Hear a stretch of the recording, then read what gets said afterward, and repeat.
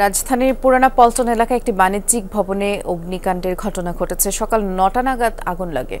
Manikganj house নামের একটি ভবনে এই অগ্নিকাণ্ড ঘটেছে। ৪তলা ভবনের দ্বিতীয় তলায় একটি ল চেম্বার থেকে আগুনের সূত্রপাত বলেই ফায়ার সার্ভিস জানিয়েছে। সিদ্দিক বাজার ফায়ার স্টেশনের ২টি ইউনিট শুরু থেকে কাজ করলেও এখন ৬টি ইউনিট আগুন নিয়ন্ত্রণে কাজ করছে। ক্ষয়ক্ষতির খবর এখন পর্যন্ত জানা যায়নি।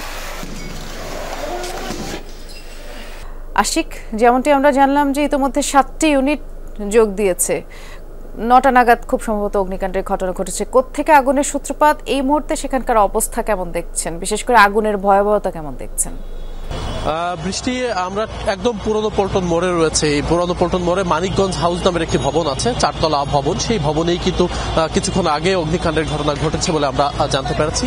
এখন পর্যন্ত আমরা ফায়ার সার্ভিসের সাথে কথা বলে যেমনটি জেনেছি যে ইতিমধ্যে ভেতরে ৭টি ইউনিট কিন্তু ভেতরে কাজ করছে এবং আপনি দেখতে পাচ্ছেন যে এই যে ভবনটি, এই ভবনের দ্বিতীয়, তৃতীয় এবং চতুর্থ তলায় আগুন ছড়িয়ে গেছে এবং সেই আগুনের ধোঁয়া আমরা বাইরে থেকে প্রচন্ড ধোঁয়া দেখতে পাচ্ছি।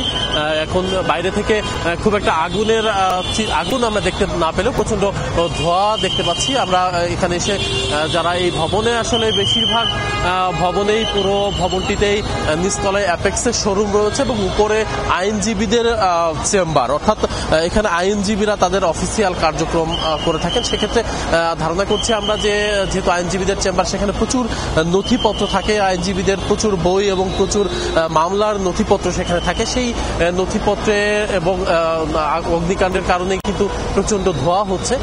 সেই কাগজে আগুন লাগার ফলে যে কাজটি হচ্ছে আসলে সে কারণে আসলে আগুন নেভাতে কিন্তু ফায়ার সার্ভিসের কর্মীদের বেগ পেতে হচ্ছে। এখন পর্যন্ত আমরা আগুনের সঠিক কোথা থেকে আগুন লেগেছে সে বিষয়টি এখনো নিশ্চিত না। তবে ধারণা করা হচ্ছে এই ধরনের যে ভবন, সেখানে আসলে বৈদ্যুতিক বিভিন্ন লাইন আছে, আমরা দেখতে পাচ্ছি অসংখ্য তারের জটলাও দেখতে পাচ্ছি বিভিন্ন জায়গায়। তো ধারণা করা হচ্ছে যে এই ধরনের আগুন বিশেষ করে শর্ট সার্কিট থেকে হয়ে থাকতে পারে, যেহেতু এখানে গ্যাসের কোনো কার্যক্রম আমরা দেখছি না, কারণ পুরোটাই অফিস এবং নিচেই অ্যাপেক্সের শোরুম। সুতরাং এখানে আমরা স্বাভাবিকভাবে ধারণা করছি যে হয়তো বৈদ্যুতিক শর্ট সার্কিট থেকে আগুনের সূত্রপাত হতে পারে। তবে এখন পর্যন্ত আসলে আমরা নিশ্চিত না। ফায়ার সার্ভিসের সদস্যরা ভেতরে কাজ করছে। আমরা তাদের সাথে কথা বলে যেমনটি জেনেছি ইতিমধ্যে ৭টি ইউনিট কিন্তু তারা ভেতরে অগ্নি নির্বাপনের জন্য আসলে কাজ করে যাচ্ছে এবং তাদের সাথে কথা বলে যেমনটি জানা গেছে ভেতরে প্রচন্ড হিট আছে এবং সেখানে কিন্তু ভেতরে আগুন পুরোপুরি নির্বাপনে আনতে তাদেরকে কিন্তু প্রচন্ড বেগ পেতে হচ্ছে এবং